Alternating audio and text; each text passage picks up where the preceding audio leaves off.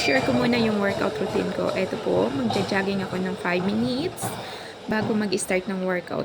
Kasi gusto ko po yung stay healthy. Hindi naman na ibig sabihin mag-workout ka para maganda yung katawan. Hindi naman po. Yung gusto ko lang po is magpapawis. Sabay na po yun lahat. Pero ang gusto-gusto ko talaga is mapawisan ako. So, after jogging, I do plank for 1 minute. Tapos, ng flank ng 1 minute, ayan, side by side, para yan sa baywang natin. So, 1 minute, side by side also, or more than that. Then, kick upper, para yan sa, natin, sa flat tummy natin. Ayan, in 1 minute. Mabilis lang po yung video ko kasi kinat ko po siya. Pag hindi kasi medyo mahaba.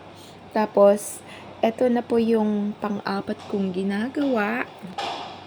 Yung ng balikat sa braso. Kasi yung malaki yung braso ko. So, kailangan ko siya i-workout para maging mahigpit siya.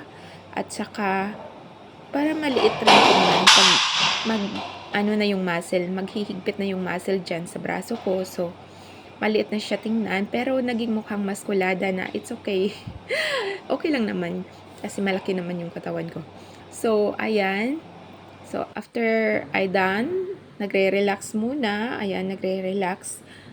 So, yan lang po yung ginagawa ko. Kasi, gusto ko talaga mapawisan.